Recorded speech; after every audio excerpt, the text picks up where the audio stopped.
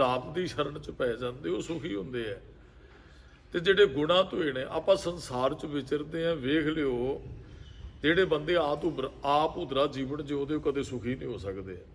ਆਪਾਂ ਕਿਤੇ ਮੰਨ ਲਓ ਕਿਸੇ ਮੰਜ਼ਿਲ ਤੇ ਜਾ ਰਹੇ ਆ ਤੇ ਜੇ ਟ੍ਰੈਫਿਕ ਨਿਯਮਾਂ ਦੀ ਪਾਲਣਾ ਨਹੀਂ ਹੈ ਤੇ ਉਹ ਬੰਦੇ ਨੂੰ ਬੜੀਆਂ ਮੁਸ਼ਕਲਾਂ ਆਉਣਗੀਆਂ ਰਸਤੇ ਦੇ ਅੰਦਰ। ਜੇ ਉਹ ਪਰਵਾਹ ਨਹੀਂ ਨਾ ਕਰਦਾ, ਕਦੀ ਕਿਸੇ ਹੱਥ ਗੱਡੀ ਲਿਜਾਂਦਾ, ਕਦੀ ਕਿਸੇ ਹੱਥ, ਜੇ ਉਹ ਨਿਯਮਾਂ 'ਚ ਨਹੀਂ ਆਉਂਦਾ ਤੇ ਉਹਦਾ ਸਫ਼ਰ ਸੁਖਾਲਾ ਨਹੀਂ ਹੈ। ਇਸੇ ਤਰ੍ਹਾਂ ਹੀ ਜਿਹੜਾ ਧਰਮ ਨਹੀਂ ਕਮਾਉਂਦਾ ਸੰਸਾਰ ਤੇ ਰਹਿੰਦੇ ਆ, ਉਹਦੇ ਜੀਵਨ 'ਚ ਸੁੱਖ ਨਹੀਂ। ਜੀਵਨ ਨਿਯਮਾਂ ਨਾਲ ਜਿਉਇਆ ਜਾਂਦਾ ਹੈ ਤੇ ਗੁਰੂ ਨਿਯਮ ਹੀ ਤੇ ਸਮਝਾਉਂਦੇ ਨੇ, ਰਹਿ ਨਹੀਂ ਰਹੇ ਸੋਈ ਸਿੱਖ ਮੇਰਾ ਨਿਯਮ ਹੀ ਤੇ ਹੱਥ। ਉਹ ਸਾਹਿਬ ਮੈਂ ਉਸ ਕਾ ਚੇਰਾ ਜਾਂ ਰਹਿਤ ਪਿਆਰੀ ਮੁਝ ਕੋ ਸਿੱਖ ਪਿਆਰਾ ਨਾ ਹੈ। ਇਹ ਨਿਯਮ ਹੀ ਤੇ ਪੰਜ ਪਿਆਰੇ ਕੀ ਇਹੀ ਤੇ ਗੱਲ ਦ੍ਰਿੜ ਕਰਾਉਂਦੇ ਆ ਜਦੋਂ ਖੰਡੇ ਦੀ ਬੋਲ ਦਿੰਦੇ ਆ, ਭਾਈ ਤੂੰ ਹੁਣ ਇਸ ਤਰ੍ਹਾਂ ਜੀਵਨ ਜਿਉਣਾ, ਤੂੰ ਸੱਤ ਬਾਣੀਆਂ ਦਾ ਧਾਰਨੀ ਬਣਨਾ, ਤੂੰ ਵਕਾਰ ਨਹੀਂ ਭੋਗਣੇ, ਤੇਰੇ ਹੱਥ 'ਚ ਕੜਾ ਹੈ, ਤੂੰ ਇਹ ਸਾਰੇ ਕਕਾਰ ਸਾਡੀ ਆਤਮਾ ਨਾਲ ਸੰਬੰਧ ਰੱਖਦੇ ਆ। ਤੇ ਮਹਾਰਾਜ ਕਹਿੰਦੇ ਜਿਹੜੇ ਨਿਯਮਾਂ 'ਚ ਧਰਮੀ ਬਣ ਕੇ ਜੀਵਨ ਜਿਉਂਦੇ ਸੌਖੇ ਉਹ ਨੇ, ਆਪ ਉਧਰੇ ਜੀਵਨ ਵਾਲੇ ਗੁਣਾਂ ਤੇ ਹੋਣੇ ਕਦੇ ਸੁਖ ਨਹੀਂ ਪ੍ਰਾਪਤ ਕਰ ਸਕਦੇ ਹਨ। ਰਸ ਮਾਨਸੀ ਸਾਚ ਸ਼ਬਦ ਸੁਖ ਨੇ। ਹਾਂ, ਉਹ ਜੀਵ ਰੂਪ ਇਸਤਰੀਆਂ ਪੇਰ ਪਤੀ ਪਰਮਾਤਮਾ ਉਹਨਾਂ ਨਾਲ ਰਲੀਆਂ ਮਾਰਦੀਆਂ, ਉਹਨਾਂ ਨੂੰ ਜਪ ਕੇ ਸਾਚ ਸ਼ਬਦ ਸੁਖ ਨੇਹ, ਸੱਚੇ ਸ਼ਬਦ ਨਾਲ ਜੁੜ ਕੇ। ਨੇਹ ਦਾ ਅਰਥ ਪ੍ਰੇਮ ਹੁੰਦਾ ਹੈ। ਸ਼ਬਦ ਨਾਲ ਜਿਨ੍ਹਾਂ ਦਾ ਪ੍ਰੇਮ ਬਣ ਗਿਆ, ਜਿਹੜੇ ਪ੍ਰੇਮ ਨਾਲ ਬਾਣੀ ਪੜ੍ਹਦੇ ਨੇ ਉਹਨਾਂ ਦੇ ਜੀਵਨ 'ਚ ਸੱਚ ਵੀ ਹੈ ਤੇ ਉਹਨਾਂ ਦੇ ਜੀਵਨ 'ਚ ਸੁਖ ਵੀ ਹੈ। ਸੱਚ ਨਾਲ ਜੁੜ ਕੇ ਗੁਰਮੁਖੋਂ ਸਭ ਨੂੰ ਸੁਖ ਮਿਲਣਾ ਹੈ, ਗੁਰੂ ਚਰਨਾਂ ਨਾਲ ਜੁੜ ਕੇ ਸੁਖ ਮਿਲਣਾ ਹੈ, ਪਰਮਾਤਮਾ ਦੇ ਸਿਮਰਨ 'ਚੋਂ ਸੁਖ ਮਿਲਣਾ ਹੈ। ਤੇ ਮਹਾਰਾਜ ਕਹਿੰਦੇ ਗੁਣਾਂ ਤੋਂ ਹੀਣਾ ਬੰਦਾ ਡਾਵਾਡੂਲ ਰਹਿੰਦਾ ਹੈ। ਜਿਹੜੇ ਉਸ ਵਾਹਿਗੁਰੂ ਨਾਲ ਪਤੀ ਪਰਮਾਤਮਾ ਨਾਲ ਜੁੜ ਜਾਂਦੇ, ਉਹ ਜਪ ਕੇ ਰੰਗ ਰਲੀਆਂ ਵੀ ਮੰਨਦੇ ਹੈ ਔਰ ਉਹ ਸੁਖ ਵੀ ਪ੍ਰਾਪਤ ਕਰਦੇ ਹਨ ਜੀ। ਵਿਸ਼ਰਾਮ ਦੇ ਕੇ ਮਹਾਰਾਜ ਸਮਝਾਉਂਦੇ ਹਨ,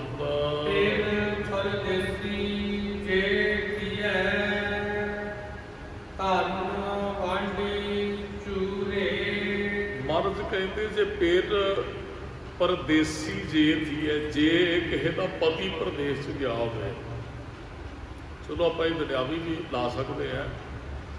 ਧਨ ਇਸਤਰੀ ਨੂੰ ਕਹਿੰਦੇ ਵਾਢੀ ਝੂਰੇ, ਕਹਿੰਦੇ ਉਹਦੇ ਜੀਵਨ 'ਚ ਟਿਕਾ ਨਹੀਂ ਹੁੰਦਾ, ਉਹ ਝੂਰਦੀ ਹੈ। ਇੱਥੇ ਵੀ ਜੀਵ ਰੂਪ ਇਸਤਰੀ ਜਿਹੜੀ ਹੈ, ਜੇ ਪਤੀ ਨੂੰ ਪ੍ਰਦੇਸ਼ 'ਚ ਸਮਝਦੀ ਹੈ, ਭਾਵ ਉਹਦੀ ਰੂਹ 'ਚ, ਉਹਦੀ ਸੁਰਤ 'ਚ, ਉਹਦੇ ਹਿਰਦੇ 'ਚ ਰੱਬ ਨਹੀਂ ਵਸਿਆ ਤੇ ਮਨੁੱਖ ਸਦਾ ਝੂਰੇਗਾ। ਉਹ ਵਾਢੀ ਵਿਲਕਣਾ ਕਲਪਨਾ, ਜੇ ਉਹ ਪਤੀ ਪਰਮਾਤਮਾ ਦੀ ਯਾਦ ਅੰਦਰ ਨਹੀਂ ਤਾਂ ਜਿਉ ਜਲ ਥੋੜੈ ਮਛਲੀ ਕਰਨ ਪਲਾਵ ਕਰੇ। ਮਹਾਰਾਜ ਕਹਿੰਦੇ ਉਹ ਜੀਵ ਰੂਪੀ ਇਸਤਰੀ ਇਵੇਂ ਤੜਫਦੀ ਹੈ ਜਿਵੇਂ ਥੋੜੇ ਜਲ 'ਚ ਮੱਛੀ ਨਹੀਂ ਹੁੰਦੀ ਹੈ। ਕਰਨ ਪਲਾਵ ਕਰੇ, ਉਹ ਕਿਵੇਂ ਤਰਲੇ ਲੈਂਦੀ ਹੈ, ਉਹਦੀ ਜਾਨ ਨਿਕਲਦੀ ਹੈ ਜੇ ਉਹਨੂੰ ਪਾਣੀ ਨਹੀਂ ਮਿਲਦਾ। ਮਹਾਰਾਜ ਕਹਿੰਦੇ ਇਸ ਤਰ੍ਹਾਂ ਇਸਤਰੀ ਪਤੀ ਤੋਂ ਬਗੈਰ ਮਿਲਦੀ ਹੈ। ਉਹ ਪਤੀ ਪਰਮਾਤਮਾ ਦੀ ਪ੍ਰਾਪਤੀ ਹੋਏਗੀ ਤੇ ਫਿਰ ਜੀਵਨ 'ਚ ਸੁੱਖ ਚੈਨ ਬਣੇਗਾ ਜੀ। ਨਹੀਂ ਤੇ ਜਿਵੇਂ ਮੱਛੀ ਪਾਣੀ ਤੋਂ ਬਗੈਰ ਤੜਫਦੀ ਹੈ, ਆਤਮਾ ਰੱਬ ਦੇ ਗੁਲਾਮ ਤੋਂ ਬਗੈਰ ਇਸ ਤਰ੍ਹਾਂ ਤੜਫਦੀ ਰਹਿੰਦੀ ਹੈ ਜੀ। ਫਿਰ ਭਾਵੈ ਸੁਖ ਪਾਈਐ ਜਾ ਆਪੇ ਨਦਰ ਕਰੇ। ਜਦੋਂ ਉਸ ਪਤੀ ਪਰਮਾਤਮਾ ਨੂੰ ਅਸੀਂ ਭਾਜਾਂਗੇ ਨਾ, ਫਿਰ ਸੁੱਖ ਪਾਈਏ। ਜਾਂ ਆਪੇ ਨਦਰ ਕਰੇ, ਕਹਿੰਦੇ ਕਿ ਤੂੰ ਆਪਣੀ ਮਿਹਰ ਭਰੀ ਨਜ਼ਰ ਕਰਦੇ, ਅਸੀਂ ਉਹਦੀਆਂ ਨਜ਼ਰਾਂ 'ਚ ਪ੍ਰਵਾਨ ਹੋ ਜਾਈਏ, ਸੁੱਖ ਇਸੇ ਦੇ ਅੰਦਰ ਹੈ। ਚਲੋ ਇਹ ਇਹੋ ਜਿਹੇ ਕਈ ਸ਼ਬਦ ਹੁੰਦੇ ਉਹ ਦੁਨਿਆਵੀ ਤੌਰ 'ਤੇ ਆਪਾਂ ਸਮਝਣ ਵਾਸਤੇ ਲਾ ਲੈਂਦੇ ਹਾਂ। ਮੰਨ ਲਓ ਵੀ ਘਰ 'ਚ ਜਿਸ ਪਤੀ ਪਤਨੀ ਦੀ ਬਣਦੀ ਨਹੀਂ, ਉੱਥੇ ਸੁੱਖ ਥੋੜ੍ਹੀ ਹੈ। ਕੱਲ੍ਹ ਵੀ ਦਾਸ ਸਾਹਿਬ ਨੇ ਸ਼ਾਮ ਨੂੰ ਬੇਨਤੀ ਕੀਤੀ ਸੀ ਵੀ ਜਿਹੜੇ ਚਾੜ ਕੇ ਕਹਿੰਦੇ ਨੇ ਆਗਿਆਕਾਰੀ ਸੁਰਤ ਹੋਏ, ਆਰ ਬਿਠ ਬੋਲੀ ਨਾਦ ਧਨ ਆਪਣਾ ਸੰਤੋਖ ਬਣ, ਇਹ ਚਾਰ ਸਵਰਗ ਸੰਸਾਰ। ਤੇ ਜਿੱਥੇ ਪਿਆਰ ਨਹੀਂ ਉੱਥੇ ਸੁੱਖ ਵੀ ਨਹੀਂ ਹੈ। ਹਾਂ, ਵਾਹਿਗੁਰੂ ਕਿਤੇ ਸਾਨੂੰ ਪ੍ਰਵਾਨ ਕਰ ਲੈ, ਸਾਡੀ ਸੇਵਾ ਤੋਂ ਖੁਸ਼ ਹੋ ਜਾਏ। ਮੰਨ ਲਓ ਦੁਨਿਆਵੀ ਤੌਰ 'ਤੇ ਇੱਕ ਪਤਨੀ ਆਪਣੇ ਪਤੀ ਦੀ ਬੜੀ ਸੇਵਾ ਕਰਦੀ ਹੈ ਤੇ ਉਹ ਪਤੀ ਕਮਾ ਕੇ ਲਿਆਉਂਦਾ ਦਿਆਲੂ, ਉਹ ਬਹੁਤ ਉਹਦੇ ਤੇ ਮਿਹਰਬਾਨ ਰਹਿੰਦਾ। ਇਸ ਤਰ੍ਹਾਂ ਹੀ ਜੇ ਰੱਬ ਨਾਲ ਅਸੀਂ ਜੁੜੇ ਹਾਂ, ਅਸੀਂ ਜੀਵ ਰੂਪੀ ਇਸਤਰੀ ਹਾਂ, ਉਹ ਪ੍ਰਮਾਤਮਾ ਸਾਡੇ ਤੇ ਸੇਵਾ ਤੋਂ ਖੁਸ਼ ਹੋ ਕੇ ਪ੍ਰਸੰਨ ਹੁੰਦਾ ਹੈ। ਸਾਡੇ 'ਚ ਗੁਣ ਚੰਗੇ ਹੋਣ, ਅਸੀਂ ਸੇਵਾ ਭਾਵਨਾ ਵਾਲੇ ਹੋਈਏ, ਉਹ ਪਤੀ ਪ੍ਰਮਾਤਮਾ ਫਿਰ ਪ੍ਰਸੰਨ ਹੁੰਦੇ, ਉਹ ਮਿਹਰ ਦੀ ਨਜ਼ਰ ਕਰਦੇ, ਬਸ ਉਹਦੀ ਨਜ਼ਰ 'ਚ ਹੀ ਸੁੱਖ ਹੈ ਜੀ। ਫਿਰ ਸਲਾਜੀ ਆਪਣਾ ਸਖੀ ਸਹੇਲੀ ਨਾਲ। ਮੈਂ ਆਪਣੇ ਪਤੀ ਪ੍ਰਮਾਤਮਾ ਨੂੰ ਜਪਦੀ ਹੈ, ਉਹਦੀ ਸਿਫਤ ਸਲਾਹ ਕਰਦੀ ਹੈ, ਸਲਾਹੀ ਕਰਦੀ ਹੈ। ਸਖੀ ਸਹੇਲੀ ਨਾਲ, ਆਪਣੀਆਂ ਸਹੇਲੀਆਂ ਨਾਲ ਬੈਠ ਕੇ ਆਪ ਉਹ ਮਿਲੋ ਸਹੇਲੀਓ, ਸਚੜਾ ਨਾਮ ਲਏ ਹਾਂ, ਰੋਵੇ ਬਿਰਹਾ ਧਨ ਕਾ ਆਪਣਾ ਸਾਹਿਬ ਸੰਭਾਲੇ ਹਾਂ। ਅਸੀਂ ਕੀ ਕਰ ਰਹੇ ਹਾਂ? ਅਸੀਂ ਸਹੇਲੀਆਂ ਰੂਪ ਚ ਬੈਠ ਕੇ ਪਤੀ ਪ੍ਰਮਾਤਮਾ ਨੂੰ ਯਾਦ ਹੀ ਤੇ ਕਰ ਰਹੇ ਹਾਂ। ਅਸੀਂ ਜੀਵ ਰੂਪੀ ਇਸਤਰੀਆਂ, ਉਹ ਪਤੀ ਪ੍ਰਮਾਤਮਾ ਨੂੰ ਅਸੀਂ ਖੁਸ਼ ਕਰਨ ਵਾਸਤੇ ਬੈਠੇ ਆ, ਉਹਦੀ ਸਿਫਤ ਸਲਾਹ ਨਾਲ ਜੁੜੇ ਆ, ਉਹਨੂੰ ਜਪ ਰਹੇ ਆ। ਇਸ ਤਰ੍ਹਾਂ ਭਾਈ ਮੈਂ ਆਪਣੀਆਂ ਸਹੇਲੀਆਂ ਨਾਲ ਬੈਠ ਕੇ ਉਹਦੇ ਗੁਣ ਗਾਉਂਦੀ ਹਾਂ। ਤਨ ਸੋਹੈ ਮਨ ਮੋਹਿਆ, ਰਤੀ ਰੰਗ ਨਿਹਾਲ। ਹੁਣ ਤਨ ਕਿਹਦਾ ਸੋਹੰਦਾ ਹੈ? ਜਿਹੜੇ ਸੰਗਤ ਚ ਬੈਠਦੇ, ਜਿਸ ਪਾਸ ਬੈਠਿਆ ਸੋਈ ਹੈ ਸਭਨਾ ਦਾ ਵਿਸਾਓ। ਸਿੱਖ ਸਭ ਤੋਂ ਚੰਗਾ ਗੁਰੂ ਸਾਹਿਬ ਨੂੰ ਬਾਣੀ ਪੜ੍ਹਦਾ ਹੀ ਲੱਗਦਾ ਹੈ, ਗੁਰੂ ਸਾਹਿਬ ਦੇ ਕੋਲ ਬੈਠੇ। ਹੁਣ ਰੱਬ ਨੂੰ ਕੌਣ ਚੰਗਾ ਲੱਗੇ? ਜਿਹੜਾ ਰੱਬ ਦੀ ਇਬਾਦਤ 'ਚ ਬੈਠਾ ਹੈ, ਭਗਤੀ 'ਚ ਬੈਠਾ ਹੈ। ਗੁਰੂ ਸਾਹਿਬ ਨੂੰ ਕੌਣ ਚੰਗਾ ਲੱਗੇ? ਜਿਹੜਾ ਗੁਰੂ ਦੀ ਬਾਣੀ ਦਾ ਉਚਾਰਨ ਕਰਦਾ ਹੈ, ਕੀਰਤਨ ਕਰਨ ਵਾਲਾ, ਕੋਈ ਬਾਣੀ ਪੜ੍ਹਨ ਵਾਲਾ, ਕੋਈ ਗੁਰੂ ਘਰ 'ਚ ਪਿਆਰ ਨਾਲ ਹਾਜ਼ਰੀ ਭਰਨ ਵਾਲਾ, ਗੁਰੂ ਸਾਹਿਬ ਨੂੰ ਬੜਾ ਚੰਗਾ ਲੱਗਦਾ ਹੈ। ਤਨ ਸਾਡਾ ਇੱਥੇ ਹੀ ਬੈਠਿਆ ਸੋਹੰਦਾ ਹੈ ਨਾ, ਅਸੀਂ ਠੇਕੇ ਤੇ ਖੜੇ ਨਹੀਂ ਚੰਗੇ ਲੱਗਦਾ। ਸਿੱਖ ਕਿਸੇ ਉਹ ਵੱਧ ਚੱਲਣ ਦੇ ਦਰਵਾਜ਼ੇ ਤੇ ਨਹੀਂ ਸਹੀ ਲੱਗਦਾ ਹੈ। ਸਿੱਖ ਤੇ ਗੁਰੂ ਦੇ ਚਰਨਾਂ 'ਚ ਛੋਂਦਾ ਹੈ। ਤੇ ਮਹਾਰਾਜ ਕਹਿੰਦੇ ਇੱਥੇ ਹੀ ਬੈਠ ਕੇ ਸਿੱਖ ਨੂੰ ਮਾਣ ਮਿਲਦਾ, ਸਤਿਕਾਰ ਮਿਲਦਾ। ਤਨ ਸੂਹ ਹੈ, ਮਨ ਇੱਥੇ ਹੀ ਮੋਇਆ ਜਾਂਦਾ। ਰੱਤੀ ਰੰਗ ਨਿਹਾਲ, ਉਹ ਜੀਵ ਰੂਪੀ ਇਸਤਰੀ ਨਾਮ ਰੰਗ 'ਚ ਰੱਤੀ ਜਾਂਦੀ ਹੈ ਤੇ ਫਿਰ ਨਿਹਾਲ ਹੋ ਜਾਂਦੀ ਹੈ। ਉਹ ਮਿਹਰ ਭਰੀ ਜਦੋਂ ਨਜ਼ਰ ਕਰਦਾ, ਉਹਦੀ ਨਜ਼ਰ 'ਚ ਜੀਵ ਰੂਪੀ ਇਸਤਰੀ ਤ੍ਰਿਪਤ ਹੋ ਜਾਂਦੀ ਹੈ। ਸ਼ਬਦ ਸਵਾਰੀ ਸੋਹਣੀ, ਫਿਰ ਰਾਵੇ ਗੁਣ ਨਾਲ। ਉਹ ਸ਼ਬਦ ਨਾਲ ਜੁੜ ਕੇ ਸਵਾਰੀ ਜਾਂਦੀ ਹੈ, ਉਹ ਸੋਹਣੇ ਜੀਵਨ ਵਾਲੀ ਬਣ ਜਾਂਦੀ ਹੈ। ਫਿਰ ਰਾਵੇ ਗੁਣ ਨਾਲ, ਜਿਹਦੇ ਗੁਣ ਅੰਦਰ ਚੰਗੇ ਹੈ, ਫਿਰ ਰੱਬ ਉਹਦੇ ਨਾਲ ਵਸਦਾ ਹੈ। ਰੱਬ ਕਿਸੇ ਤੋਂ ਦੂਰ ਨਹੀਂ ਹੈ, ਬਸ ਅਸੀਂ ਦੂਰ ਮੰਨਿਆ। ਮਹਾਰਾਜ ਕਹਿੰਦੇ ਜੇ ਗੁਣ ਚੰਗੇ ਧਾਰਨ ਕਰਾਂਗੇ ਤੇ ਰੱਬ ਨਾਲ ਹੀ ਵਿਚਰਦਾ ਹੈ ਜੀ। ਕਾਮਣ ਕਾਮ ਨਾ ਆਵਈ, ਖੋਟੀ ਅਵਗਣਿਆਰ। ਜਿਹੜੀ ਜੀਵ ਰੂਪੀ ਇਸਤਰੀ ਖੋਟੀ ਹੈ, ਵੀ ਅੰਦਰ ਪ੍ਰੇਮ ਨਹੀਂ ਹੈ, ਸੱਚ ਨਹੀਂ ਹੈ, ਅਵਗਣਿਆਰ ਹੈ, ਔਗਣਾ ਨਾਲ ਭਰੀ। ਕਾਮਣ ਕਾਮਨਾ ਵੀ ਉਹ ਇਸਤਰੀ ਕਿਸੇ ਕੰਮ ਨਹੀਂ ਆਉਂਦੀ ਹੈ। ਸਿੱਧਾ ਅਰਥ ਇਹ ਹੈ ਵੀ ਜਿਸ ਬੰਦੇ 'ਚ ਗੁਣ ਚੰਗਾ ਨਹੀਂ, ਉਹ ਬੰਦਾ ਕਿਸੇ ਕੰਮ ਦਾ ਨਹੀਂ ਹੈ। ਨਰੂ ਮਰੈ ਨਰ ਕਾਮਨਾ। ਨਰ ਕਾਮਨਾ, ਮਹਾਰਾਜ ਨੇ ਕਿਹਾ, ਕਹਿੰਦੇ ਇਹਦੇ ਨਾਲ ਤਾਂ ਫਿਰ ਪਸ਼ੂ ਚੰਗਾ ਹੈ ਮਨੁੱਖ ਨਾਲੋਂ। ਮਰਨ ਤੋਂ ਬਾਅਦ ਤੇ ਕਿਸੇ ਕੰਮ ਆ ਜਾਂਦਾ ਹੈ ਨਾ, ਤੇ ਮਨੁੱਖ ਕਿਸੇ ਕੰਮ ਦਾ ਨਹੀਂ ਹੈ। ਗੁਰਮੰਤਰ ਹੀਣਸ ਜੋ ਪ੍ਰਾਣੀ, ਧ੍ਰਿਗ ਜਨਮ ਭ੍ਰਿਸ਼ਟਣ ਹੈ, ਧ੍ਰਿਗੇ ਉਹਦਾ ਜਨਮ ਆ। ਗੁਰ ਸੇਵਾ ਤੇ ਭਗਤ ਕਮਾਈ, ਤਬ ਇਹ ਮਾਨਸ ਦੇਈ ਪਾਈ।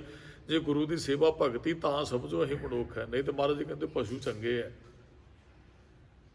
ਕਾਮਣ ਕਾਮਨਾ ਆਵੇ, ਜੀਵ ਰੂਪੀ ਇਸਤਰੀ ਕਿਸੇ ਕੰਮ ਨਹੀਂ ਆਉਂਦੀ ਹੈ। ਖੋਟੀ ਅਵਗਣਿਆਰ, ਜੇ ਅੰਦਰੋਂ ਖੋਟੀ ਤੇ ਅਵਗਣਾ ਨਾਲ ਭਰੀ ਹੈ। ਸਮਝਾਇਆ ਸੀ ਜੀਵ ਰੂਪੀ ਇਸਤਰੀਆਂ, ਮਹਾਰਾਜ ਨੇ ਸਿੱਧੇ ਸ਼ਬਦ ਕਹੇ, ਬੰਦਾ ਕਿਸੇ ਕੰਮ ਦਾ ਨਹੀਂ ਜਿਹਦੇ ਅੰਦਰ ਨਾਮ ਤੇ ਸੱਚ ਨਹੀਂ। ਨਾ ਸੁਖ ਪਈਐ ਸਾਹੁਰੈ, ਝੂਠ ਜਲੀ ਵੇਕਾਰ। ਮਹਾਰਾਜ ਕਹਿੰਦੇ ਉਸ ਨੂੰ ਨਾ ਤੇ ਪੇਕੇ ਘਰ ਸੁੱਖ ਹੈ, ਨਾ ਸਹੁਰੇ ਘਰ। ਪੇਕਾ ਘਰ ਆ ਮਾਤ ਲੋਕ, ਸਹੁਰਾ ਘਰ ਪਰਲੋਕ ਹੈ। ਮਹਾਰਾਜ ਕਹਿੰਦੇ ਗੁਣਾ ਤੋਂ ਹੀਣਾ ਬੰਦਾ, ਨਾ ਪੇਕੇ ਘਰ ਸੁਖੀ ਵਸਦਾ ਤੇ ਨਾ ਸਹੁਰੇ ਘਰ। ਜਿਹੜਾ ਪੇਕੇ ਘਰੇ ਨਹੀਂ ਸੁਖੀ ਵਸਿਆ, ਸਹੁਰੇ ਘਰੇ ਉਹਨੇ ਸਵਾਹ ਸੁਖੀ ਵਸਣਾ। ਜਿੱਥੋਂ ਗੁਣ ਸਿੱਖਣਾ ਹੀ ਗੁਣ ਨਹੀਂ ਸਿੱਖੇ, ਫਿਰ ਸਹੁਰੇ ਘਰੇ ਕਾਹਦਾ ਸੁਖੀ ਵੀ। ਨਾਨਕ ਸੁੱਤੀ ਪਈ ਹੈ ਜਾਣ ਵਰਤੀ ਸੰਨ, ਗੁਣਾ ਗਵਾਈ ਗੰਠੜੀ ਅਵਗਣ ਚੱਲੀ ਬੰਨ। ਉਹ ਆਪਣੇ ਪੇਕੇ ਭਰੋਂ ਦੇ ਔਗਣਾ ਦੀਆਂ ਪੰਡਾਂ ਚੁੱਕ ਕੇ ਲੈ ਕੇ ਚੱਲੀ। ਸਮਝਾਇਆ, ਕਹਿੰਦੇ ਉੱਥੇ ਐ ਨਾ ਕਰੀ, ਜਾ ਕੇ ਉੱਥੇ ਆਪਣੇ ਪਤੀ ਦੀਆਂ ਇੰਨੀਆਂ ਗੱਲਾਂ ਨਾ ਮੰਨ ਲਈ, ਕਿਤੇ ਸੱਸ ਸਹੁਰੇ ਦੀ ਸੇਵਾ ਨਾ ਕਰੀ, ਉਹ ਤੂੰ ਮੁੜ ਕੇ ਤੇਰੇ ਤੇ ਹੀ ਡਿਪੈਂਡ ਹੋ ਜਾਣਗੇ। ਜਦੋਂ ਇਹੋ ਜਿਹੀ ਔਗਣ ਲੈ ਕੇ ਗਈ ਤੇ ਫਿਰ ਬਸੇਗੀ ਕਿਵੇਂ, ਦੱਸੋ ਜੀ ਉੱਥੇ? ਫਿਰ ਤੇ ਬੜੀ ਮੁਸ਼ਕਲ ਹੈ। ਇੱਥੇ ਅਸੀਂ ਗੁਣ ਸਿੱਖਣੇ ਆ। ਸਭਨਾ ਸਹੁਰੇ ਵੰਜਣਾ ਸਭ ਮੁਕਲਾਵਣ ਹਾਰ, ਤੇ ਰੱਬ ਦੇ ਘਰ ਫਿਰ ਪ੍ਰਵਾਨ ਹੋਣਾ। ਆਹ ਸਾਡਾ ਪੇਕਾ ਘਰ ਹੈ, ਅਸੀਂ ਅੱਗੇ ਸਹੁਰੇ ਘਰ ਜਾਣਾ ਹੈ। ਮੌਤ ਰੂਪੀ ਫਰਿਸ਼ਤੇ ਨੇ ਸਾਨੂੰ ਵਰ ਕੇ ਲਿਜਾਣਾ ਹੈ। ਤੇ ਮਹਾਰਾਜ ਕਹਿੰਦੇ ਆ ਜਿਹੜੇ ਇੱਥੇ ਪੇਕੇ ਘਰ ਸੁਖੀ ਨੇ ਉਹ ਸਹੁਰੇ ਘਰ ਕਿਵੇਂ ਸੁਖ ਮੰਨਣਗੇ। ਬੜੇ ਪਿਆਰੇ ਬੋਲ ਨੇ ਔਰ ਸਿੱਧੇ ਸਿੱਧੇ ਮਹਾਰਾਜ ਨੇ ਬਚਨ ਕਹੇ ਹੈ, ਨਾ ਸੁਖ ਪਈਐ ਸਹੁਰੇ ਝੂਠ ਜਲੀ ਬੇਕਾਰ। ਉਹ ਜੀਵ ਰੂਪੀ ਇਸਤਰੀ ਝੂਠ ਦੇ ਅੰਦਰ ਵਿਕਾਰਾਂ ਦੇ ਵਿੱਚ ਜਲ ਜਾਂਦੀ ਹੈ, ਸੜ ਜਾਂਦੀ ਹੈ। ਆਵਣ ਵੰਜਨ ਡਾਕੜ ਛੋਟੀ ਕੰਤ ਵਿਸਾਰ। ਕਹਿੰਦੇ ਕੰਤ ਨੇ ਛੱਡ ਦਿੱਤੀ, ਜੀਵ ਰੂਪੀ ਇਸਤਰੀ ਵਿਸਾਰ ਦਿੱਤੀ, ਤੇ ਆਵਣ ਜਾਣ ਆਉਣਾ, ਜਨਮ ਜਾਣਾ, ਮੌਤ ਡਾਖੜੂ ਕਹਿੰਦੇ ਬੜਾ ਵੱਡਾ ਦੁੱਖ ਹੈ। ਗੁਰਮੁਖੋ ਜਿਸ ਦਿਨ ਸਮਝ ਆ ਗਈ ਨਾ ਵੀ ਸਭ ਤੋਂ ਵੱਡਾ ਦੁੱਖ ਜੰਮਣ ਮਰਨ ਦਾ ਗੇੜ ਹੈ, ਉਸ ਦਿਨ ਅਸੀਂ ਕੋਈ ਨਾ ਕੋਈ ਯਤਨ ਕਰਾਂਗੇ। ਸਾਨੂੰ ਇਸ ਗੱਲ ਦੀ ਖਬਰ ਹੀ ਨਹੀਂ। ਨਿੱਕੇ ਨਿੱਕੇ ਦੁੱਖ ਲੈ ਕੇ ਮਹਾਰਾਜ ਦੇ ਅੱਗੇ ਹੱਥ ਜੋੜ ਜੋੜ ਅਰਦਾਸਾਂ ਕਰਦੇ। ਮਹਾਰਾਜ ਕਹਿੰਦੇ ਸਭ ਤੋਂ ਵੱਡਾ ਦੁੱਖ ਜੰਮਣ ਮਰਨ ਦਾ। ਜਿਸ ਦਿਨ ਸਮਝ ਆ ਗਈ ਇਹ ਦੂਰ ਹੋ ਗਿਆ, ਫਿਰ ਸਦੀਵੀ ਸੁੱਖ ਸਾਨੂੰ ਉਸ ਦਿਨ ਹੀ ਮਿਲਣਾ ਹੈ। ਫਿਰ ਕੀ ਨਾਰ ਸੁਹਾਵਣੀ ਮੁੱਤੀ ਸੋ ਕਿਤ ਸਾਧ। ਪਤੀ ਪ੍ਰਮਾਤਮਾ ਦੇ ਨਾਲ ਜਿਹੜੇ ਜੁੜ ਗਏ ਨਾ ਉਹ ਸੋਹਣੇ ਜੀਵਨ ਵਾਲੇ ਬਣ ਜਾਂਦੇ। ਮੁੱਤੀ ਸੋ ਕਿਤ ਸਾਧ ਕਹਿੰਦੇ ਫਿਰ ਉਹ ਕਿਸੇ ਹੋਰ ਰਸ 'ਚ ਜੀਵ ਰੂਪੀ ਇਸਤਰੀ ਮਸਤ ਨਹੀਂ ਹੁੰਦੀ ਹੈ। ਉਹ ਪਤੀ ਪ੍ਰਮਾਤਮਾ ਨੂੰ ਭੁੱਲਦੀ ਨਹੀਂ। ਕਹਿਣ ਦਾ ਭਾਵ ਹੈ ਵੀ ਬੰਦਾ ਜਿਹਨੂੰ ਸਮਝ ਆ ਗਈ ਉਹ ਰੱਬ ਨੂੰ ਛੱਡ ਕੇ ਐਵੇਂ ਪਦਾਰਥ ਇਕੱਠੇ ਨਹੀਂ ਕਰੇਗਾ। ਗੁਰੂ ਅੰਗਦ ਸਾਹਿਬ ਜੀ ਨੂੰ ਸਿੱਖਾਂ ਨੇ ਸਵਾਲ ਕੀਤਾ, ਕਹਿੰਦੇ ਮਹਾਰਾਜ ਮੌਤ ਕਿਹਨੂੰ ਯਾਦ ਹੈ ਤੇ ਮੌਤ ਨੂੰ ਭੁੱਲਿਆ ਕੌਣ ਹੈ? ਤੇ ਮਹਾਰਾਜ ਨੇ ਬਚਨ ਕਹੇ ਸਨ। ਕਹਿੰਦੇ ਮਹਾਰਾਜ ਕਹਿੰਦੇ ਜਿਹੜਾ ਧਨ ਜੋੜਦਾ ਤੁਹਾਨੂੰ ਬਹੁਤਾ ਨਜ਼ਰ ਆਉਂਦਾ ਹੈ ਨਾ ਉਹ ਰੱਬ ਤੇ ਮੌਤ ਨੂੰ ਭੁੱਲਿਆ। ਤੇ ਜਿਹੜਾ ਆਪਣਾ ਗੁਜ਼ਾਰਾ ਕਰ ਰਿਹਾ ਸੇਵ ਕੀਤੀ ਸੰਤੋਖੇ ਜਿਨੇ ਸੱਚੋ ਸੱਚ ਧਿਆਇਆ ਉਹਨੇ ਮੰਦੇ ਪੈਰ ਨਾ ਰੱਖਿਓ ਕਰ ਸੋਕ੍ਰਿਤ ਧਰਮ ਕਮਾਇਆ। ਉਹਨੇ ਦੁਨੀਆ ਤੂੜੇ ਬੰਧਣਾ ਅੰਨ ਪਾਣੀ ਥੋੜਾ ਖਾਇਆ।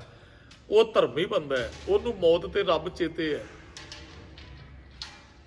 ਤੇ ਜਿਹੜੇ ਧਨ ਜੋੜਨ ਤੇ ਲੱਗੇ ਮਹਾਰਾਜ ਕਹਿੰਦੇ ਉਹ ਰੱਬ ਵੀ ਉਹਨਾਂ ਨੂੰ ਚੇਤੇ ਨਹੀਂ ਤੇ ਮੌਤ ਤੋਂ ਵੀ ਅਣਜਾਣ ਹਨ।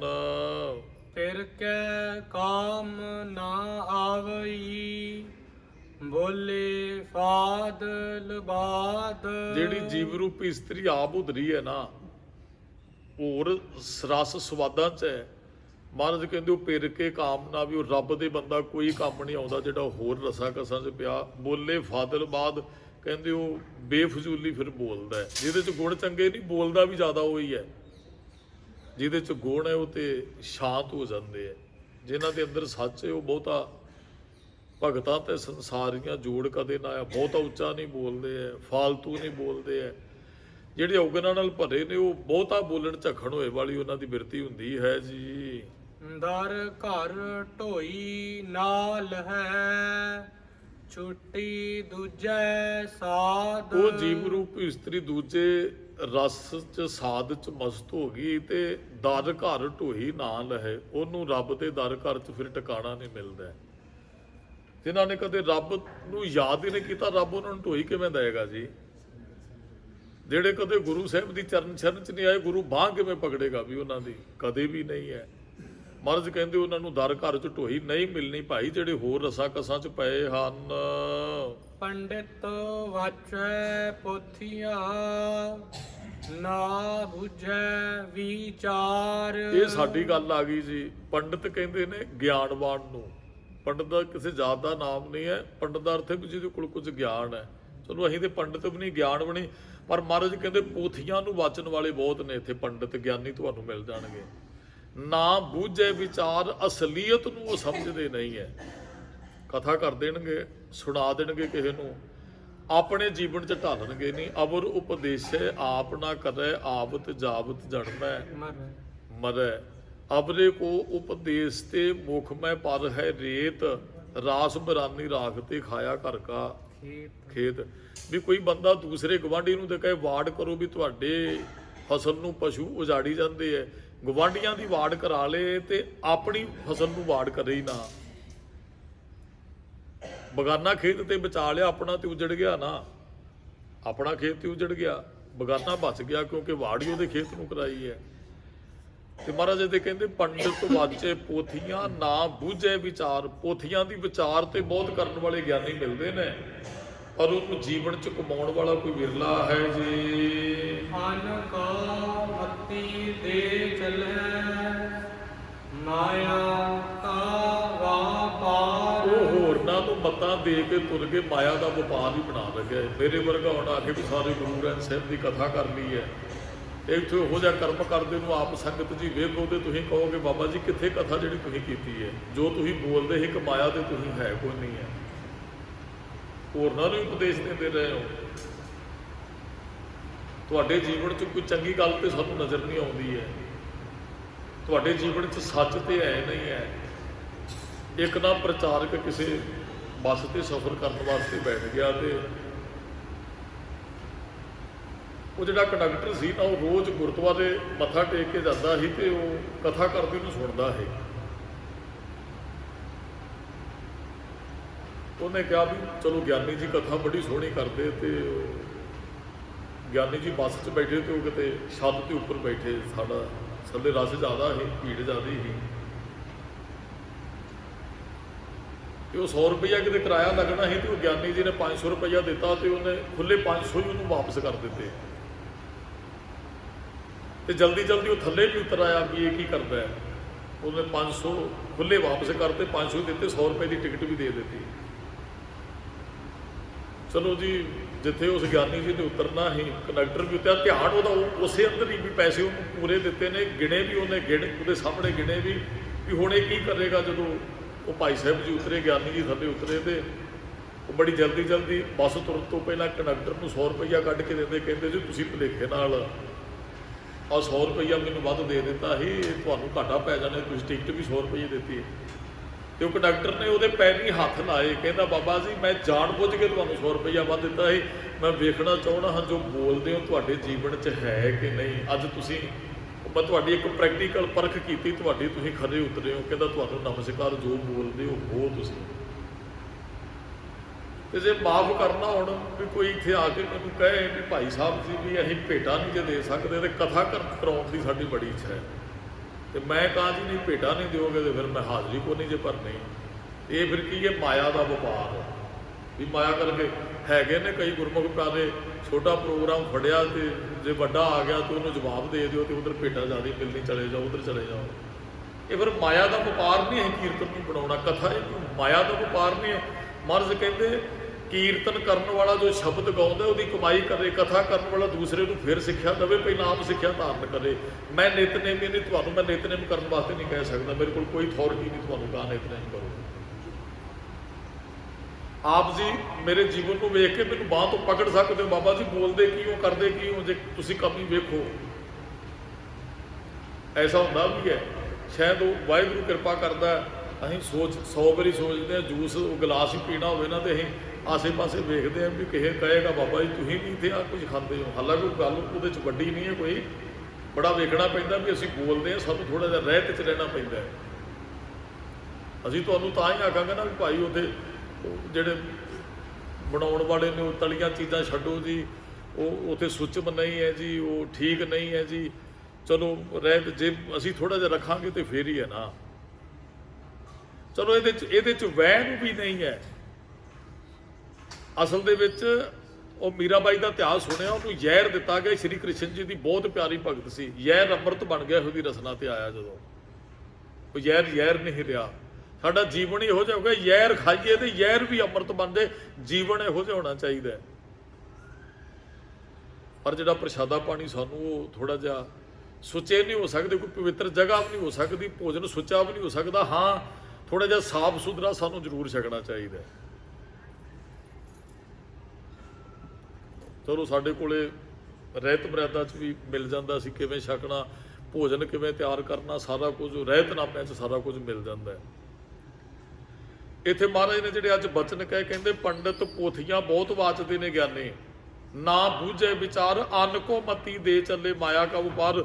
ਹੋਰਨਾਂ ਨੂੰ ਮੱਤਾਂ ਸਾਰੀ ਜ਼ਿੰਦਗੀ ਦਿੰਦੇ ਰਹੇ, ਮਾਇਆ ਦਾ ਵਪਾਰ ਬਣਾਈ ਰੱਖਿਆ ਜੀ। ਕਥਾ ਜਾਂ ਕੀਰਤਨ ਕਥਨੀ ਝੂਠੀ ਜਗ ਭਵੈ ਰਹਿਣੀ ਸ਼ਬਦ ਸੁਸਾਰ। ਕਥਾ ਕਰਨ ਵਾਲਿਆਂ ਦੀ ਕਥਨੀ ਕਈ ਵਾਰੀ ਝੂਠੀ ਪੈ ਜਾਂਦੀ ਵੀ ਜੋ ਬੋਲਦੇ ਉਹ ਕਮਾਉਂਦੇ ਨਹੀਂ, ਫਿਰ ਤੇ ਝੂਠਾ ਹੀ ਬੋਲ ਹੈ। ਜੋ ਬੋਲਿਆ ਉਹ ਕਮਾਇਆ ਹੀ ਨਹੀਂ ਤੇ ਬੋਲ ਫਿਰ ਝੂਠਾ ਹੈ। ਕਥਨੀ ਝੂਠੀ ਜਗ ਪਵੇ, ਉਹ ਫਿਰ ਜੱਗ ਚ ਪਾਉਂਦੇ ਨੇ। ਰਹਿਣੀ ਸ਼ਬਦ ਸੁਸਾਰ, ਸ਼ਬਦ ਨਾਲ ਜੁੜ ਕੇ ਜੋ ਸਿੱਖਿਆ ਲਈ ਅਸਲੀ ਰਹਿਣੀ ਇਹ ਹੈ।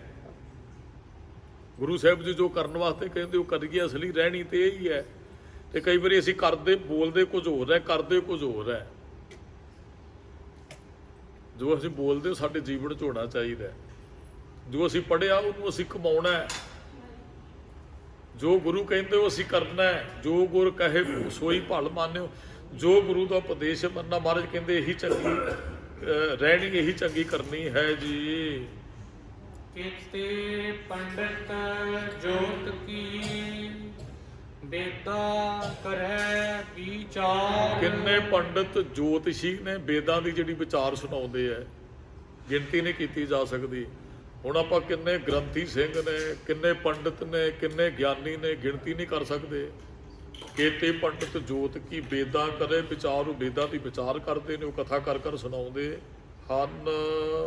ਵਾਦ ਵਿਰੋਧ ਸਲਾਹਣੇ ਰਾਦੇ ਆਵਣ ਜਾਣ। ਕਹਿੰਦੀ ਉਹ ਗਿਆਨੀ ਬੰਦੇ ਵੀ ਵਾਦ ਵਿਰੋਧ ਦੇ ਵਿੱਚ ਪਏ ਹੋਏ ਨੇ। ਪੜ੍ਹ ਕੇ ਕਿਸੇ ਨਾਲ ਲੜਨਾ ਸ਼ੁਰੂ ਕਰ ਦਿੰਦੇ ਆ। ਮੈਂ ਬੜਾ ਗਿਆਨੀ ਆ ਜੀ, ਤੁਹਾਨੂੰ ਤੇ ਅਕਲ ਕੋਈ ਨਹੀਂ ਹੈ, ਤੁਹਾਡੇ ਕੋਲ ਤੇ ਮਤ ਕੋਈ ਨਹੀਂ ਹੈ। ਕਈ ਸੰਗਤ ਨੂੰ ਬੜੇ ਤਾਨੇ ਮਾਰਦੇ ਆ। ਮੈਂ ਇੱਕ ਵਾਰੀ ਅੰਤਮ ਅਰਦਾਸ ਤੇ ਥੋੜੇ ਦਿਨ ਗਿਆ ਤੇ ਉਹ ਸਿੰਘ ਸ਼ਬਦ ਪੜ੍ਹੀ ਜਾਵੇ, ਅੱਖੀਂ ਵੇਖ ਨਾ ਰੱਜੀਆਂ ਬੋ ਰੰਗ ਤਮਾਸ਼ੇ। ਉਹ ਮੈਂ ਕਿਹਾ ਭਲਿਓ ਤਾਨੇ ਨਾ ਮਾਰੋ ਸੰਗਤ ਨੂੰ, ਸੰਗਤ ਨੂੰ ਪ੍ਰੇਮ ਨਾਲ ਜੋੜਨਾ ਇਹ ਗੁਰੂ ਹੈ। ਬਹੁਤੇ ਪ੍ਰਚਾਰਕ ਜਿਹੜੇ ਉਹ ਸੰਗਤਾਂ ਦੀ ਬੇਇੱਜ਼ਤੀ ਕਰੀ ਜਾਂਦੇ ਹੁੰਦੇ ਆ ਵੀ ਉਹ ਸੰਗਤਾਂ ਜਿਹੜੀਆਂ ਹਾਜ਼ਰੀ ਭਰਨ ਬੈਠੀਆਂ ਹੁੰਦੀਆਂ ਚੌਂਕੜੇ ਮਾਰ ਕੇ, ਉਹਨਾਂ ਨੂੰ ਹੀ ਚੰਗਾ ਨਹੀਂ ਉਹ ਕਹਿੰਦੇ ਆ। ਇੱਥੇ ਬੈਠਿਆਂ ਨੂੰ ਤੇ ਘੱਟ ਤੋਂ ਘੱਟ ਸਾਨੂੰ ਚੰਗਾ ਕਹਿਣਾ ਚਾਹੀਦਾ ਹੈ ਨਾ। ਤੇ ਜਿਹੜੇ ਆਪ ਉਧਰੇ ਨੇ ਉਹਨਾਂ ਨੇ ਇੱਥੇ ਸਾਡੀ ਗੱਲ ਸੁਣਨੀ ਨਹੀਂ, ਉਹ ਤੇ ਗੁਰਦੁਆਰੇ ਸੁਣਦੇ ਹੀ ਨਹੀਂ ਅਸੀਂ ਕੀ ਬੋਲਦੇ ਆ। ਅਸੀਂ ਆਇਆਂ ਨੂੰ ਵੀ ਤਾਨੇ ਮਾਰਨ ਲੱਗ ਪਏ ਨੇ ਜਿਹੜੇ ਆਣ ਕੇ ਚੌਂਕੜਾ ਮਾਰ ਕੇ ਬੈਠਦੇ ਆ। ਮਹਾਰਾਜ ਕਹਿੰਦੇ ਕਈ ਪੜਨ ਵਾਲੇ ਵਾਦ ਵਿਰੋਧ ਕਰਦੇ ਨੇ ਤੇ ਮਹਾਰਾਜ ਕਹਿੰਦੇ ਫਿਰ ਆਉਣ ਜਾਣ ਦੇ ਗੇੜ 'ਚ ਪੈ ਜਾਂਦੇ ਹਨ। ਬਿਨ ਗੁਰ ਕਰਮ ਨਾ ਟੁੱਟਸੀ ਕਹਿ ਸੁਣ ਆਪ ਖਾਨ। ਗੁਰੂ ਤੋਂ ਬਗੈਰ ਕਰਮਾਂ ਦਾ ਲੇਖਾ ਖਤਮ ਨਹੀਂ ਹੁੰਦਾ ਹੈ। ਤੇ ਕਹੇ ਸੁਣ ਆਖ ਵਿਖਾਣ, ਜਿੰਨਾ ਮਰਜ਼ੀ ਕਰ ਲਈਏ, ਅਸੀਂ ਜਿੰਨੀ ਮਰਜ਼ੀ ਕਥਾ ਕਰ ਲਈਏ, ਸੁਣ ਲਈਏ, ਤੇ ਜਦੋਂ ਗੁਰੂ ਬਖਸ਼ਿਸ਼ ਕਰੇਗਾ ਨਾ ਲੇਖਾ ਸਾਡਾ ਉਦੋਂ ਹੀ ਹਿਸਾਬ ਕਿਤਾਬ ਕਲੀਅਰ ਹੋਣਾ ਹੈ ਜੀ। ਸਭ ਗੁਣਵੰਤੀ ਆਖੀ ਹੈ ਮੈਂ ਗੁਣ ਨਾਹੀ ਕੋਏ। ਸਤਿਗੁਰੂ ਕਹਿੰਦੇ ਸਾਰੇ ਗੁਣਾਂ ਨਾਲ ਭਰੇ ਆ, ਗੁਣ ਤੇ ਮੇਰੇ 'ਚ ਹੀ ਨਹੀਂ ਹੈ। ਸਭ ਗੁਣਵੰਤੀ ਆ, ਸਾਰੇ ਗੁਣਵਾਨ ਹੀ ਬੈਠੇ ਐ। ਆਖੀ ਹੈ, ਆਖੇ ਜਾਂਦੇ ਨੇ ਮੈਂ ਗੁਣ ਨਾਹੀ ਕੋਏ। ਅਸੀਂ ਕਹਿੰਦੇ ਮੇਰੇ ਵਰਗਾ ਗਿਆਨੀ ਕੋਈ ਨਹੀਂ ਹੈ। ਮਹਾਰਾਜ ਕਹਿੰਦੇ ਆਪ ਸੁਕੋ ਜੋ ਜਾਣੇ ਨੀਚਾ ਸੋ ਗਣੀਐ ਸਭ ਤੇ ਉੱਚਾ। ਤੇ ਮੈਂ ਕਹਿੰਦਾ ਮੇਰੇ ਵਰਗਾ ਗਿਆਨੀ ਤੁਹਾਨੂੰ ਤੇ ਪਤਾ ਹੀ ਕੋਈ ਨਹੀਂ ਹੈ ਜੀ। ਸਾਰੇ ਇਹੀ ਗੱਲ ਕਹਿੰਦੇ। ਮਹਾਰਾਜ ਕਹਿੰਦੇ ਗੱਲ ਉਦਣ ਬਣਨੀ ਹੈ ਜਿੱਦਣ ਹਮ ਨਹੀਂ ਚੰਗੇ ਬੁਰਾ ਨਹੀਂ ਕੋਈ, ਵੀ ਸਾਰੇ ਚੰਗੇ ਮੈਂ ਬੁਰਾ। ਅਸੀਂ ਕਹਿੰਦੇ ਜੀ ਸਾਰੇ ਹੀ ਮਾੜੇ ਆ, ਮੈਂ ਹੀ ਧਰਮੇ। ਇੱਕ ਪਰਿਵਾਰ ਨਾ 10-12 ਜੀ ਹੈ ਤੇ ਕਈ ਵਾਰੀ ਬੰਦਾ ਕਹਿੰਦਾ ਸਾਰੇ ਮੇਰੇ ਨਾਲ ਲੜਦੇ ਨੇ, 9 ਜਾਣੇ ਗਲਤ ਨੇ, ਆਪਣੇ ਆਪ ਨੂੰ ਸਹੀ। ਅਸਲ ਵਿੱਚ ਗਲਤ ਇੱਕ ਬੰਦਾ ਹੁੰਦਾ ਹੈ, ਉਹ 9 ਜਾਣਿਆਂ ਦਾ ਕਸੂਰ ਕੱਢਦਾ। ਕਹਿੰਦਾ ਜੀ ਇਹ ਸਾਰੇ ਮੇਰੇ ਨਾਲ ਲੜਦੇ ਆ ਜੀ, ਮੇਰੀ ਗੱਲ ਨਹੀਂ ਮੰਨਦੇ ਆ। ਅਸਲ ਵਿੱਚ ਉਹ ਗਲਤ ਆਪ ਹੁੰਦਾ ਹੈ, ਉਹ ਗਲਤ 9 ਜਾਣਿਆਂ ਨੂੰ ਕਹਿ ਰਿਹਾ ਹੁੰਦਾ ਹੈ। ਸਾਡੀ ਹਾਲਤ ਇਹੀ ਹੈ। ਮਹਾਰਾਜ ਕਹਿੰਦੇ ਇਹ ਅਵਗੁਣਾਂ ਨਾਲ ਭਰੇ ਆਪਣੇ ਆਪ ਨੂੰ ਗਿਆਨੀ ਸਮਝਦੇ ਹਾਂ ਜੀ। ਹਰ ਵਰ ਨਾਰ ਸੁਹਾਵਣੀ ਮੈਂ ਭਾਵੈ ਪ੍ਰਭ ਸੋਏ। ਜਿੰਨੇ ਹਰ ਨੂੰ ਵਰ ਲਿਆ ਨਾ, ਨਾਰ ਉਹੀ ਸੁਹਾਵਣੀ। ਨਾਰ ਦਾ ਅਰਥ ਮਨੁੱਖੀ ਹੈ, ਸੇਖੀ ਹੈ, ਗੁਰਮੁਖੀ ਹੈ। ਉਹੀ ਭਾਈ ਜੀਵ ਚੰਗਾ ਭਲਾ ਹੈ ਜਿਹਨੇ ਪ੍ਰਮਾਤਮਾ ਨੂੰ ਵਰ ਲਿਆ। ਮੈਂ ਭਾਵੈ ਪ੍ਰਭ ਸੋਏ, ਇਹਦਾ ਅਰਥ ਇਹ ਨਹੀਂ ਵੀ ਮੈਨੂੰ ਪ੍ਰਭੂ ਪਾਉਂਦਾ, ਮੈਂ ਪ੍ਰਭੂ ਨੂੰ ਪਾ ਜਾ। ਇਹ ਬਹੁਤ ਵੱਡੀ ਬਖਸ਼ਿਸ਼। ਸਾਨੂੰ ਤੇ ਰੱਬ ਚੰਗਾ ਹੀ ਲੱਗਦਾ ਹੈ, ਸਾਨੂੰ ਤੇ ਗੁਰੂ ਚੰਗਾ ਲੱਗਦਾ, ਤਾਂ ਹੀ ਅਸੀਂ ਆਉਣੇ ਆ। ਗੁਰੂ ਨੂੰ ਅਸੀਂ ਚੰਗੇ ਲੱਗੀਏ, ਇਹ ਬਖਸ਼ਿਸ਼ ਵਰਤਣੀ ਚਾਹੀਦੀ ਹੈ। ਰੱਬ ਨੂੰ ਅਸੀਂ ਭਾ ਜਾਈਏ, ਇਹ ਬਖਸ਼ਿਸ਼ ਵਰਤਣੀ ਚਾਹੀਦੀ ਹੈ। ਨਾਨਕ ਸ਼ਬਦ ਮਿਲਾਵੜਾ ਨਾ ਵਿਛੋੜਾ ਹੋਏ। ਮਹਾਰਾਜ ਕਹਿੰਦੇ ਸ਼ਬਦ ਸਾਡਾ ਮੇਲ ਕਰਦਾ ਰੱਬ ਨਾਲ, ਤੇ ਜੇ ਸ਼ਬਦ ਨੇ ਮਿਲਾ ਦਿੱਤਾ ਫਿਰ ਵਿਛੋੜਾ ਨਹੀਂ ਪਏਗਾ। ਸ਼ਬਦ ਕੀ ਹੈ? ਗੁਰੂ ਹੈ।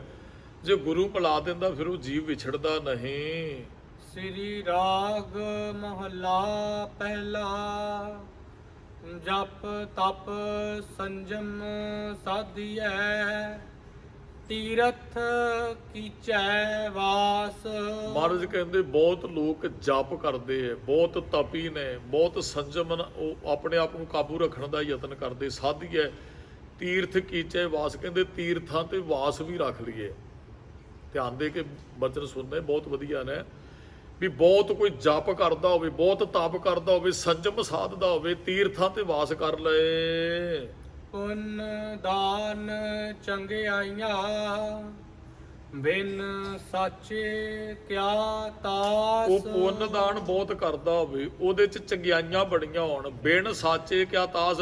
ਮਹਾਰਾਜ ਕਹਿੰਦੇ ਜੇ ਅੰਦਰ ਨਾਮ ਨਹੀਂ ਤੇ ਕੱਖ ਵੀ ਨਹੀਂ ਹੈ, ਜੇ ਪਿਆਰ ਨਹੀਂ ਹੈ ਤੇ ਕੁਝ ਵੀ ਨਹੀਂ ਹੈ। ਵੇਖਣ ਨੂੰ ਉਹ ਜਪ ਵੀ ਕਰਦਾ ਹੋਵੇ, ਤਪ ਵੀ, ਸੰਜਮ ਵੀ ਸਾਧਦਾ ਹੋਵੇ, ਤੀਰਥਾਂ ਤੇ ਘਰ ਪਾ ਲਿਆ ਹੋਵੇ, ਪੁੰਨ ਵੀ ਕਰਦਾ ਹੋਵੇ, ਦਾਨ ਕਰਦਾ ਹੋਵੇ, ਚੰਗਿਆਈਆਂ ਵੀ ਬੜੀਆਂ ਹੋਣ, ਜੇ ਅੰਦਰ ਸੱਚੇ ਦੇ ਨਾਲ ਪਿਆਰ ਨਹੀਂ ਤੇ ਫਿਰ ਕੱਖ ਵੀ ਨਹੀਂ ਹੈ। ਇਹਦਾ ਮਤਲਬ ਜਿਨ ਪ੍ਰੇਮ ਕੀਓ ਤਿਨ ਹੀ ਪ੍ਰਭ ਪਾਇਓ। ਵੀ ਵਿਖਾਵੇ ਦੇ ਕਰਮਾਂ ਨਾਲ ਰੱਬ ਨਹੀਂ ਮਿਲਦਾ, ਅੰਦਰ ਪਿਆਰ ਪੈਦਾ ਕਰਨਾ ਚਾਹੀਦਾ ਹੈ। ਜਿਹਾ ਰਾਧੇ ਤੇਹਾ ਗੁਣੈ, ਬਿਨ ਗੁਣ ਜਨਮ ਵਿਡਾਸ। ਮਹਾਰਾਜ ਕਹਿੰਦੇ ਬੰਦਾ ਜਿਹੋ ਜਿਹੇ ਨੂੰ ਰਾਧ ਦਾ ਉਹੋ ਜਿਹਾ ਬਣ ਜਾਂਦਾ ਹੈ। ਜੇ ਅਸੀਂ ਸੱਪ ਦੀ ਪੂਜਾ ਕਰਾਂਗੇ ਤੇ ਕਿਹੋ ਜਿਹੇ ਬਣਾਂਗੇ? ਸੱਪ ਵਰਗੇ ਹੀ। ਦਰਖਤ ਦੀ ਪੂਜਾ ਕਰਾਂਗੇ, ਦਰਖਤ ਵਰਗੇ। ਕਿਸੇ ਹੋਰ ਦੀ ਪੂਜਾ, ਬੰਦੇ ਦੀ ਪੂਜਾ ਕਰਾਂਗੇ, ਬੰਦੇ ਵਰਗੇ ਹੀ ਰਹਿ ਜਾਾਂਗੇ। ਰੱਬ ਦੀ ਪੂਜਾ ਕਰਾਂਗੇ ਤੇ ਰੱਬ ਵਰਗੇ ਬਣ ਜਾਾਂਗੇ। ਗੁਰੂ ਦੀ ਪੂਜਾ ਕਰਾਂਗੇ, ਗੁਰੂ ਵਰਗੇ ਬਣ ਜਾਵਾਂਗੇ। ਮਹਾਰਾਜ ਕਹਿੰਦੇ ਜੈਸੋ ਸੇਵੈ ਤੈਸੋ ਵੈ। ਜੇ ਪੱਥਰ ਦੀ ਪੂਜਾ ਕਰਾਂਗੇ, ਪੱਥਰ ਵਰਗੇ ਅਸੀਂ ਬਣ ਜਾਣਾ। ਜਿਹੋ ਜਿਹੀ ਅਸੀਂ ਪੂਜਾ ਕਰਾਂਗੇ ਉਹੋ ਜਿਹੇ ਬਣ ਜਾਾਂਗੇ। ਜਿਹਾ ਰਾਧੇ ਤੇਹਾ ਨੂਣੈ, ਬਿਨ ਗੁਣ ਜਨਮ ਵਿਨਾਸ਼। ਜੇ ਜੀਵਨ ਚ ਗੁਣ ਨਹੀਂ ਤੇ ਜਨਮ ਖਤਮ ਹੋ ਜਾਂਦਾ, ਭਾਵ ਕਿ ਮਨੁੱਖਾ ਜਨਮ ਵਿਅਰਥ ਚਲਾ ਜਾਂਦਾ ਹੈ। ਮੁੰਦੇ ਗੁਣ ਦਾਸੀ ਸੁਖ ਹੋਏ, ਇਹ ਜੀਵ ਰੂਪੀ ਇਸਤਰੀਏ, ਮਾਇਆ ਚ ਮਸਤ ਇਸਤਰੀਏ, ਗੁਣ ਦਾਸੀ ਸੁਖ ਹੋਏ।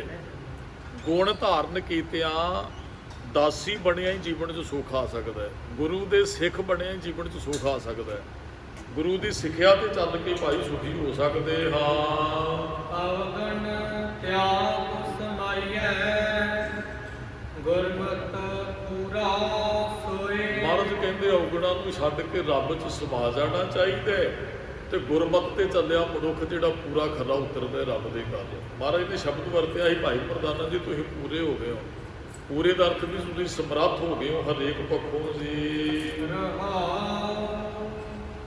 ਵਿਣ ਰਾਸੀ ਵਾਪਾਰੀਆ, ਤੱਕੇ ਕੁੰਡਾ ਚਾਰ। ਮਹਾਰਾਜ ਕਹਿੰਦੇ ਬਿਨ ਵਪਾਰੀ ਬਣਨ ਤੋਂ, ਬਿਨ ਰਾਸ ਇਕੱਠੀ ਕਰਨ ਤੋਂ ਮਨੁੱਖ ਚਾਰੇ ਕੁੰਡਾਂ 'ਚ ਭੌਂਦਾ ਰਹਿੰਦਾ ਹੈ ਜੀ। ਮੂਲ ਨਾਮ ਜੈ ਆਪਣਾ, ਵਸਤ ਰਹੀ ਘਰ ਬਾਰ। ਮਨੁੱਖ ਆਪਣੇ ਮੂਲ ਤੋਂ ਨਹੀਂ ਬੁੱਝਦਾ, ਵਸਤ ਰਹੀ ਘਰ ਬਾਰ। ਦੇ ਘਰ ਬਾਰ ਦੀਆਂ ਵਸਤੂਆਂ ਸੰਭਾਲਣ ਤੇ ਲੱਗਾ ਹੈ। ਮਨ ਤੋਂ ਜੋਤ ਸਰੂਪ ਹੈ। ਆਪਣਾ ਮੂਲ ਪਛਾਣ, ਅਸੀਂ ਕਿੱਥੋਂ ਆਏ ਆ, ਸਾਡਾ ਪ੍ਰਯੋਜਨ ਕੀ ਹੈ, ਅਸੀਂ ਕਿੱਥੇ ਜਾ ਕੇ ਕਿਹਨੂੰ ਮਿਲਣਾ ਹੈ, ਇਹ ਸਾਰੀ ਗੱਲ ਤੋਂ ਅਸੀਂ ਅਣਜਾਣ ਹੈ। ਮਹਾਰਾਜ ਕਹਿੰਦੇ ਭਲਿਆ ਆਪਣੇ ਮੂਲ ਦੀ ਪਛਾਣ ਕਰਨਾ ਕਰ।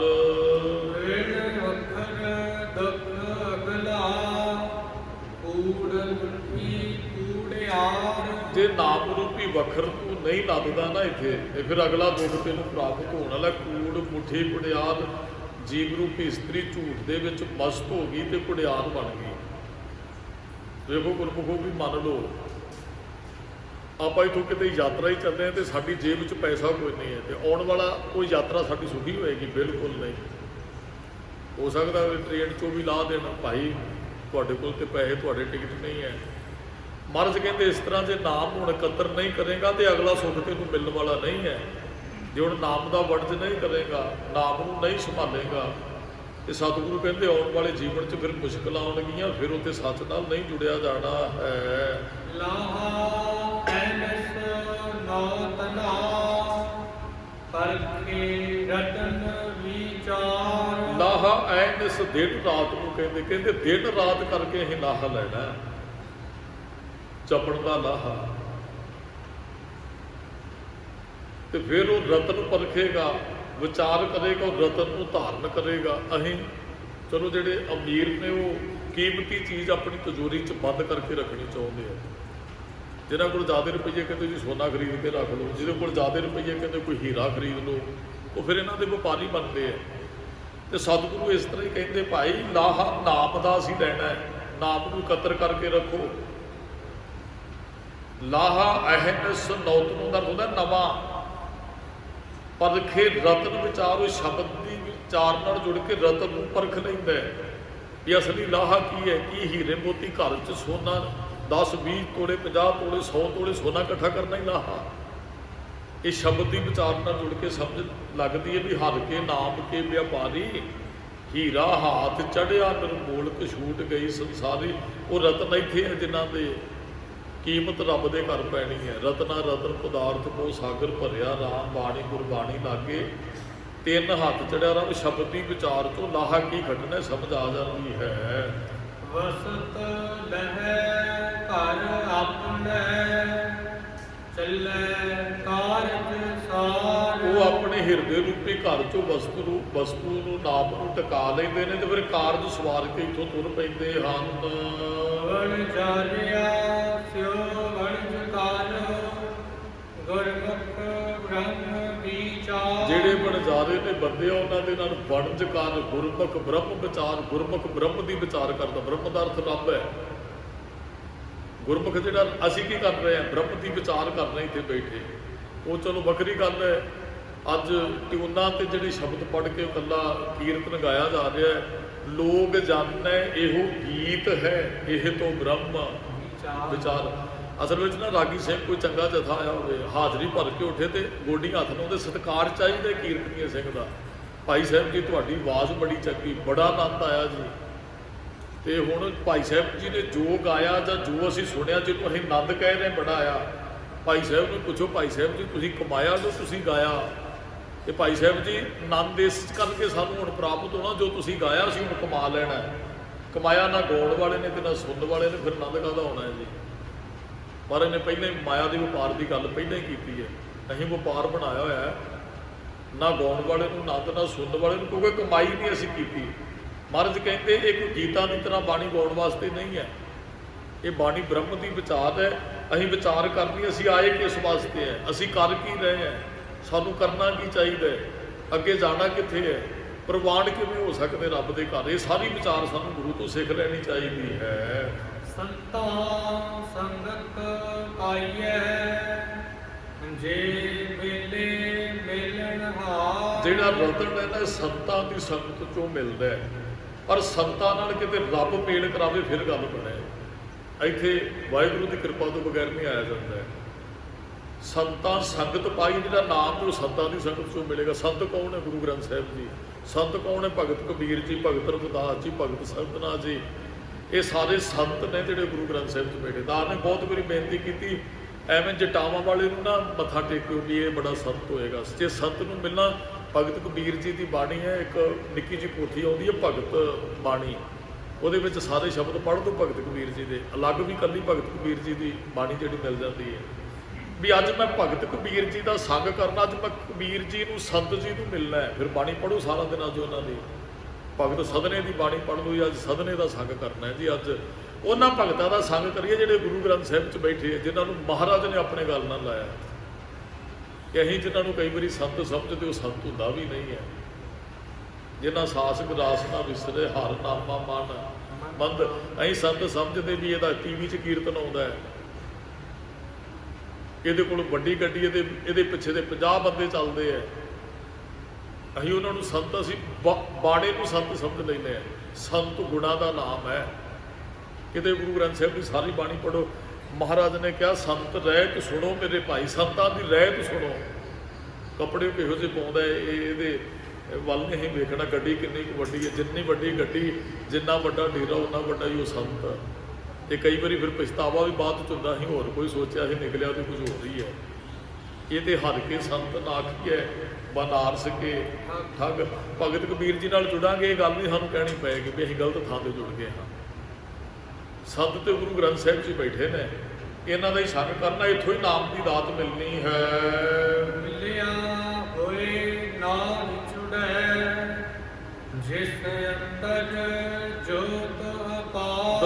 ਭਗਤ ਕਬੀਰ ਜੀ ਨੇ ਜਿਹਨੂੰ ਮਿਲਾ ਦਿੱਤਾ ਕਿ ਉਹ ਵਿਛੜੇਗਾ।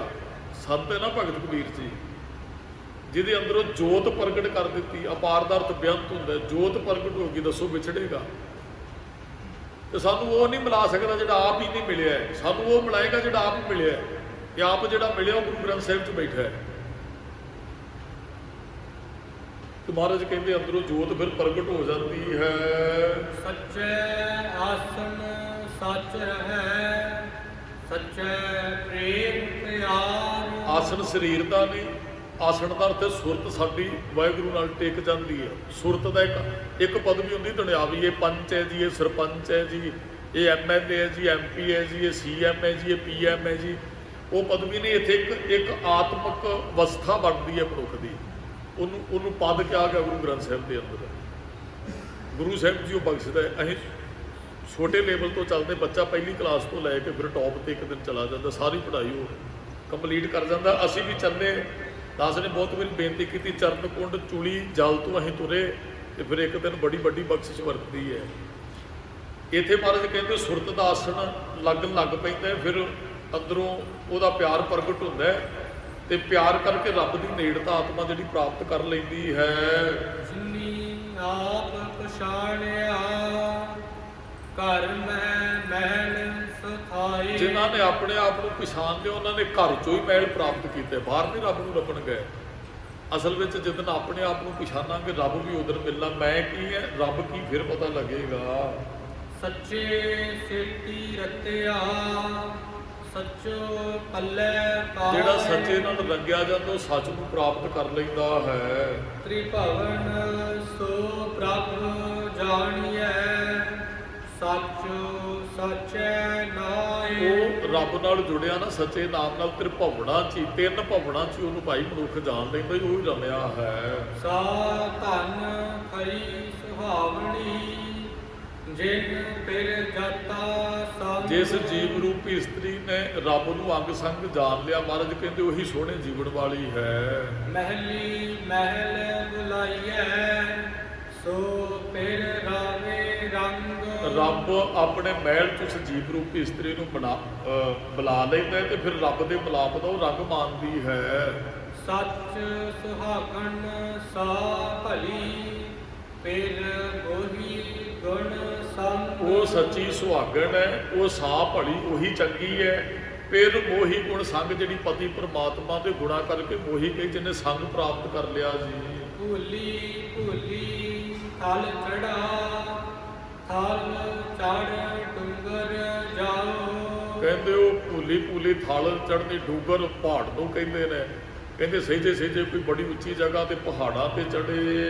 ਬਨ ਮਹਿ ਭੂਲੀ ਜੇ ਫਿਰਾ ਬਿਨ ਗੁਰ ਬੂਝ ਨਾ ਪਾਓ। ਬਣ ਮੈਂ ਭੂਲੀ ਜੀਵ ਰੂਪੀ ਤੇਰੀ ਜੰਗਲਾਂ 'ਚ ਤੁਰੀ ਫਿਰੇ, ਰੱਬ ਨੂੰ ਮਿਲਣਾ ਬੇਰ ਗੁਣ ਗੁਰ ਬੂਝ ਨਾ ਪਾਓ। ਗੁਰੂ ਤੋਂ ਬਗੈਰ ਸਮਝ ਨਹੀਂ ਆਉਂਦੀ, ਜਿੰਨੇ ਮਰਜ਼ੀ ਪਹਾੜਾਂ ਦੀਆਂ ਚੋਟੀਆਂ ਤੇ ਚੌਂਕੜੇ ਲਾ ਕੇ ਬੈਠ ਲਈਏ। ਨਾਮੋ ਭੂਲੀ ਜੇ ਫਿਰਾ ਫਿਰ ਆਓ ਜਾ। ਜੇ ਨਾਮ ਨੂੰ ਭੁੱਲ ਕੇ ਜੀਵ ਇਸਤਰੀ ਤੁਰੀ ਫਿਰੇਗੀ ਨਾ ਪਹਾੜਾਂ ਦੀ ਸੈਰ ਤੇ, ਤੇ ਮਹਾਰਾਜ ਕਹਿੰਦੇ ਫਿਰ ਆਵੋ ਜਾਓ, ਜੰਮਣ ਮਰਨ ਦੇ ਗੇੜ ਤੋਂ ਨਹੀਂ ਬਚ ਸਕਦੀ ਹੈ। ਪੁੱਛੋ ਜਾਏ ਪਦਉਆ ਚੱਲੇ ਚਾਕਰ ਹੋਏ। ਕਹਿੰਦੇ ਉਹਨਾਂ ਰਾਹਦਾਰਾਂ ਤੋਂ ਜਾ ਕੇ ਪੁੱਛੋ ਜਿਹੜੇ ਉਸ ਰਸਤੇ ਦੇ ਪੰਧਾਊ ਬਾਟ ਤੇ ਚੱਲਣ ਵਾਲਿਆਂ ਨੂੰ ਕਹਿੰਦੇ ਆ। ਚੱਲੇ ਚਾਕਰ ਹੋਏ, ਕਹਿੰਦੇ ਜਿਹੜੇ ਚਾਕਰ ਬਣ ਕੇ ਰੱਬ ਦੇ ਉਹਨਾਂ ਰਸਤਿਆਂ ਤੇ ਚੱਲੇ, ਉਹਨਾਂ ਨੂੰ ਪੁੱਛੋ ਤੇ ਰੱਬ ਨੂੰ ਮਿਲਣਾ ਹੈ ਤਾਂ। ਰਾਜਨ ਜਾਣੇ ਆਪਣਾ ਦਰ ਘਰ ਆਪ ਨਾ ਹੋਏ। ਜਿਹੜੇ ਉਸ ਰਾਜਨ ਰੱਬ ਨੂੰ ਜਾਣ ਲੈਂਦੇ ਨੇ, ਉਹਦੇ ਘਰ ਪਹੁੰਚਣ ਲੱਗਾ ਫਿਰ ਕੋਈ ਰੋਕ ਨਹੀਂ ਲੱਗਦੀ। ਠਾਕਦਾਰ ਤੋਂ ਰੋਕ ਹੁੰਦਾ ਹੈ, ਕੋਈ ਫਿਰ ਰੋਕ ਨਹੀਂ ਲਾ ਸਕਦਾ ਹੈ। ਨਾਨਕ ਇੱਕ ਰਵ ਰਹਿਆ ਦੂਜਾ ਅਵਰ ਨਾ ਕੋ। ਨਾਨਕ ਉਹ ਇੱਕੋ ਸਾਧਿਆਂ 'ਚ ਵਸਿਆ,